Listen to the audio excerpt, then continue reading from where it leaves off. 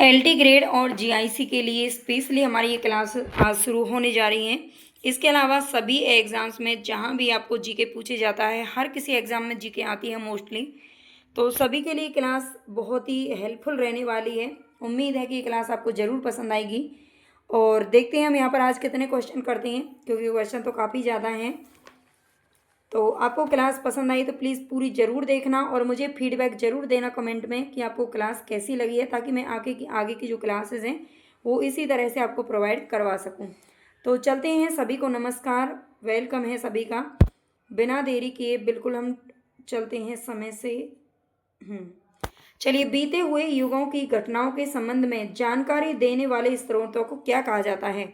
तो पहला क्वेश्चन है हमारे यहाँ पर, बीते हुए युग, जो युग बीत चुके हैं, अगर हमें उनके बारे में कुछ जानकारी हमें जानकारी चाहिए तो हम कहाँ से प्राप्त करते हैं उनको। ऐतिहासिक स्रोत, भौगोलिक, सामाजिक या फिर राजनीतिक। तो राइट आंसर हमारे यहाँ पर हो जाता है ऐतिहासिक स्रोत। ठीक है, ऐतिहासिक स्रोत कहा जाता है जिनसे हमें बीते हुए युगों की घटनाओं के बारे में पता चलता है। नेक्स्ट क्वेश्चन है हमारे यहाँ पर, निम्नलिखित में से कौन सा कथन सही है। तो एक ही क्वेश्चन है पूरी क्लास में जो थोड़ा सा बड़ा है, तो इसको देख लेते हैं। ठीक है, घबराना नहीं है। निम्नलिखित में से कौन सा कथन है जो कि सही है। तो यहाँ पर आपसे क्या पूछ रहा है, सही पूछ रहा है। साहित्यिक स्रोत की तुलना में पुरातात्विक, आप इसको पढ़ लेना पूरा, है ना। राइट आंसर मैं आपको बता देती हूँ, ए इसमें बिल्कुल ठीक हो जाएगा। साहित्यिक स्रोत की तुलना में जो पुरातात्विक स्रोत होते हैं वो अधिक प्रमाणिक होते हैं। ठीक है, जो पुरातात्विक स्रोत होते हैं ये अधिक प्रमाणिक होते हैं, बस ये आपको याद रखना है। बाकी इसमें आगे देखते हैं। नेक्स्ट क्वेश्चन है हमारा, किस वेद में प्राचीन वैदिक युग की संस्कृति के बारे में सूचना दी गई है। तो कौन सा वेद है, आप जानते हैं 4 वेद होते हैं, ऋग्वेद, यजुर्वेद, सामवेद और अथर्ववेद। तो इन चारों में से वैदिक युग की संस्कृति के बारे में जानकारी किस वेद में दी गई है। तो यहाँ पर हमारा करेक्ट आंसर क्या हो जाएगा भाई, ए हो जाएगा, ऋग्वेद में दी गई है, जो कि सबसे पहला वेद है। नेक्स्ट क्वेश्चन है हमारा, निम्नलिखित में से कौन सा ग्रंथ है जो श्रुति ग्रंथ का अंग नहीं माना जाता है। श्रुति ग्रंथ का अंग कौन सा ग्रंथ है, कौन सा ग्रंथ है जो नहीं माना जाता है। तो यहाँ पर हमारा राइट आंसर क्या होगा भाई, संहिता, ब्राह्मण, उपनिषद या फिर पुराण। तो डी ऑप्शन राइट हो जाएगा, पुराण। पुराणों को श्रुति ग्रंथ का अंग नहीं माना जाता है, बाकी सभी श्रुति ग्रंथ में आते हैं। नेक्स्ट क्वेश्चन है हमारे यहाँ पर, निम्नलिखित में से कौन सा ग्रंथ यह दावा करता है कि जो उस ग्रंथ में है वह विश्व में है और जो उस ग्रंथ में नहीं है वह विश्व में अलभ्य है। ठीक है, कौन सा ग्रंथ ये कहता है कि जो उस ग्रंथ के अंदर दिया हुआ है वह आपको पूरे विश्व में मिलेगा। ठीक है, और जो चीज़ें उस ग्रंथ के अंदर नहीं है वो विश्व में आपके लिए कोई लाभकारी चीज़ नहीं है। ऐसा ये कौन सा ग्रंथ है जो कहता है। तो 5 में हमारा करेक्ट आंसर क्या हो जाएगा भाई, ऋग्वेद, यजुर्वेद, सामवेद या फिर महाभारत। तो 5th में हमारा राइट आंसर हो जाएगा महाभारत। ये महाभारत कहता है। ठीक है, महाभारत आप जानते हैं, महाभारत किसके बीच में हुआ था, कौरव और पांडवों के बीच में हुआ था, और ये 18 दिनों तक इसका युद्ध चला था। वेद व्यास जी इसके कौन है, लेखक हैं, तो ये भी याद रखना। नेक्स्ट हमारा क्वेश्चन है, त्रिपिटक धर्म ग्रंथ किसका है।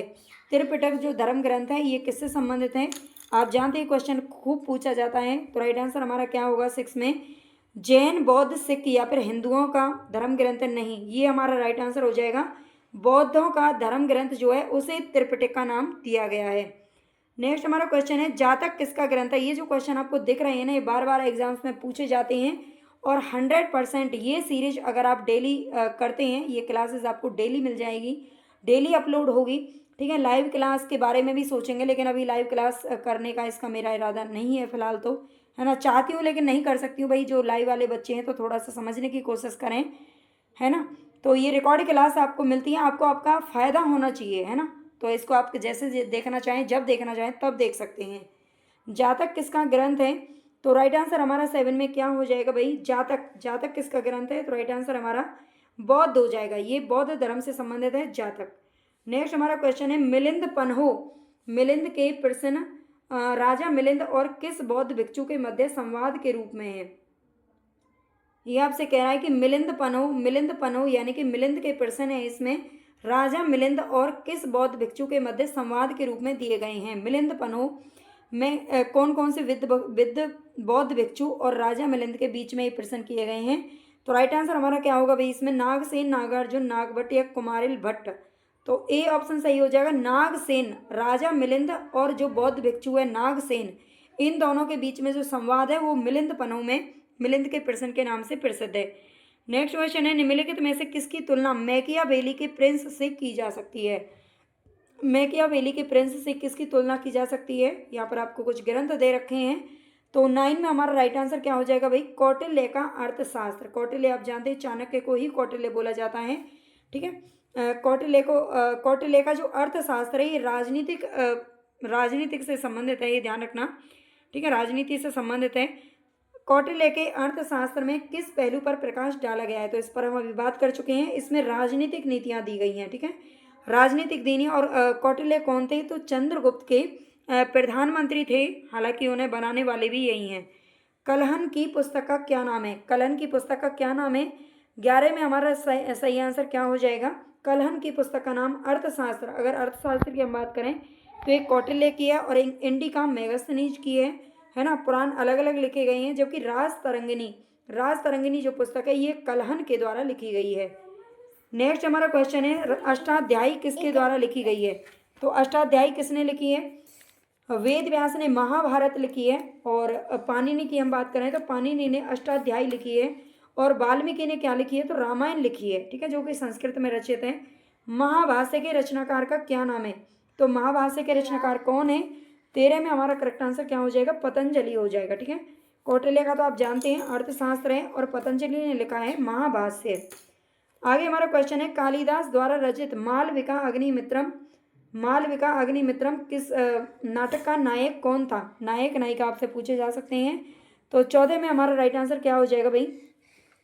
14 में करेक्ट आंसर हमारा क्या होगा? अग्निमित्र, ठीक है। मालविका अग्निमित्रम इसके नाम से ही पता चल रहा है, तो अग्निमित्र इसके नायक का नाम है, ये ध्यान रखना। नेक्स्ट क्वेश्चन है, हर्षचरित किसके द्वारा लिखी गई थी? हर्षचरित कालिदास, बाणभट्ट, वाल्मीकि या फिर वेद व्यास? तो हर्षचरित लिखने वाले कौन है?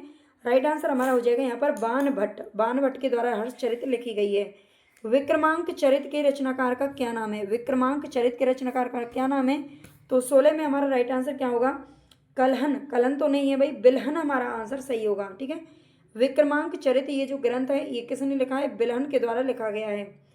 नेक्स्ट हमारा क्वेश्चन है, चंदवरदाई द्वारा रचित ग्रंथ का क्या नाम है? चंदवरदाई।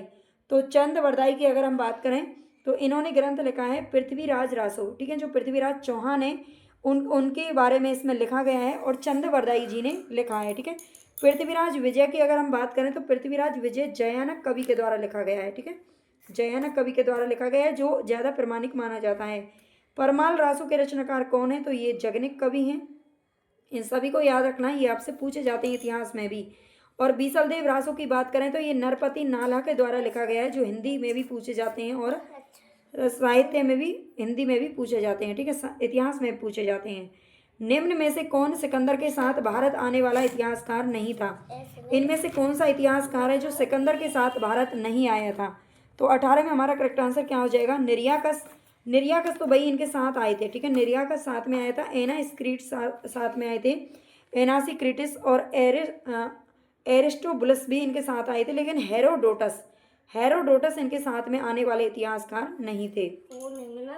नेक्स्ट क्वेश्चन है, निम्नलिखित में से किस विदेशी यात्री ने भारत का दौरा सबसे पहले किया था? इनमें से कौन से विदेशी यात्री हैं जिन्होंने भारत का दौरा सबसे पहले किया था? तो 19 में हमारा करेक्ट आंसर क्या हो जाएगा? मेगास्थनीज हो जाएगा, ठीक है। मेगास्थनीज जिन्होंने इंडिका नामक पुस्तक की रचना की है, ये सबसे पहले भारत में आए थे, ये ध्यान रखना। नेक्स्ट हमारा क्वेश्चन है यहाँ पर, मेगास्थनीज की पुस्तक का क्या नाम है? तो ये इंडिका है, ये अभी हम बता चुके हैं, ठीक है, इंडिका इनकी पुस्तक का नाम है। आगे हमारा क्वेश्चन है, जियोग्राफिया की रचना किसने की थी? जियोग्राफिया की रचना करने वाले कौन है? तो 21 में हमारा करेक्ट आंसर क्या हो जाएगा? हेरोडोटस, मेगास्थनीज, स्ट्रेबो या प्लिनी? तो सी ऑप्शन हमारा बिल्कुल ठीक है। जियोग्राफिया नामक जो पुस्तक है इसकी रचना करने वाले हैं स्ट्रेबो। नेक्स्ट क्वेश्चन, प्लिनी की पुस्तक का क्या नाम है? तो प्लिनी की पुस्तक का क्या नाम है भाई? 22 में हमारा करेक्ट आंसर क्या हो जाएगा? नेचुरलिस हिस्टोरिया, ठीक है, नेचुरलिस हिस्टोरिया हमारा आंसर प्लिनी की पुस्तक है। पेरिप्लस ऑफ एरिथ्रियन सी की रचना किसने की है? ये पुस्तक का नाम है पेरिप्लस ऑफ एरिथ्रियन सी, इसकी रचना किसने की है? तो 23 में हमारा करेक्ट आंसर क्या होगा भाई? 23 में सही हो जाएगा अज्ञातनामा, यूनानी लेखक ने किया, ठीक है। अज्ञातनामा का मतलब है कि इनके बारे में लेखक का नाम नहीं जानते हैं, ठीक है, अज्ञात नाम है कोई, यूनानी लेखक हैं, इतना पता है बस। आगे हमारा क्वेश्चन है, फाइयान कहाँ के निवासी थे? फाइयान कहाँ का रहने वाला था? तो 24 में हमारा सही आंसर क्या हो जाएगा? ये हो जाएगा चीन, ये चाइना का रहने वाला था फाइयान, ये ध्यान रखना। नेक्स्ट क्वेश्चन है, फाइयान किसके शासनकाल में भारत आया था? फाइयान किसके शासनकाल में भारत आया था? इन क्वेश्चन को आप जितनी बार रिपीट करोगे ना उतना ही कम है, क्योंकि यहाँ से क्वेश्चन 100% इस क्लास से आपको 1-2% आपके LT ग्रेड हो या GIC हो, कोई भी एग्जाम हो, उसमें जरूर पूछा जाता है। तो फाइयान किसके शासनकाल में भारत आया था? तो 25 में हमारा करेक्ट आंसर क्या होगा भाई? ये चंद्रगुप्त द्वितीय के शासनकाल में भारत आए थे। ठीक है, जो फाइयान है चाइना निवासी है और ये चंद्रगुप्त द्वितीय के शासनकाल में भारत आए थे, ये ध्यान रखना। नेक्स्ट क्वेश्चन है, हर्षवर्धन के समय में कौन सा चीनी यात्री है जो भारत आया था? हर्षवर्धन के समय में कौन भारत आए थे? तो 26 में हमारा राइट आंसर क्या हो जाएगा? ये हेन सांग हो जाएगा। ठीक है, हेन सांग इसमें हमारा सही होगा। हेन सांग के नाम से भी इसे जानते हैं, हेन सांग। ठीक है, इस तरह से सीधा सीधा लिख दिया जाता है। और नेक्स्ट हमारा क्वेश्चन है, 9वीं सदी में भारत आए अरब यात्री सुलेमान ने किस साम्राज्य को रूहेमा कहकर के संबोधित किया था? 9वीं शताब्दी में भारत आए थे अरब यात्री सुलेमान। ठीक है, सुलेमान आए थे भारत में और इन्होंने किस साम्राज्य को रूहेमा कहकर के संबोधित किया था? पाल, प्रतिहार, राष्ट्रकूट या फिर सेन। तो 27 में हमारा राइट आंसर हो जाएगा ए। ये पाल जो वंश था, पाल वंश, इसको रूहेमा के नाम से पुकारा था किसने? सुलेमान ने। अल बरूनी किसके शासनकाल में इतिहासकार था? बताइए, अल बरूनी किसके शासनकाल में इतिहासकार था? महमूद गजनबी, बलबन अकबर या फिर मोहम्मद बिन तुगलक। तो 28 में हमारा करेक्ट आंसर क्या होगा? ए सही हो जाएगा, ये महमूद गजनबी। ठीक है, महमूद गजनबी के समय में, महमूद गजनबी, अल बरूनी इनके शासनकाल में इतिहासकार रहे हैं, महमूद गजनबी के समय में। और नेक्स्ट हमारा क्वेश्चन है, यात्री इब्न बतूता कहाँ से भारत आया था? यात्री इब्न बतूता कहाँ का रहने वाला था? तो 29 में राइट आंसर हमारा हो जाएगा ए, मोरक्को। ये मोरक्को देश का रहने वाला था। आगे, दक्षिण अफ्रीकी यात्री इब्न बतूता किसके शासनकाल में भारत आया था? दक्षिण अफ्रीकी जो यात्री हैं इब्न बतूता, ये किसके शासनकाल में भारत आया था? तो 30 में हमारा आंसर क्या हो जाएगा? सी सही हो जाएगा, मोहम्मद बिन तुगलक। ये मोहम्मद बिन तुगलक के समय में आया था इब्न बतूता, जो कि मोरक्को का रहने वाला था।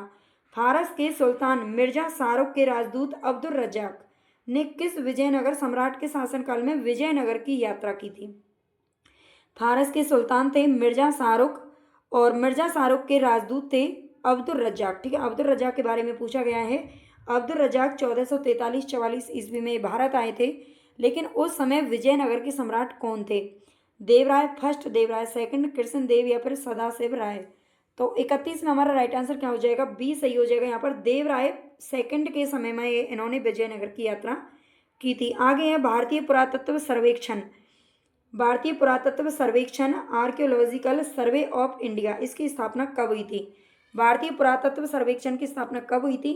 तो 32 में हमारा करेक्ट आंसर क्या हो जाएगा? डी सही हो जाएगा। 1861 ईस्वी में 1861 ईस्वी में इसकी स्थापना हुई थी। ठीक है,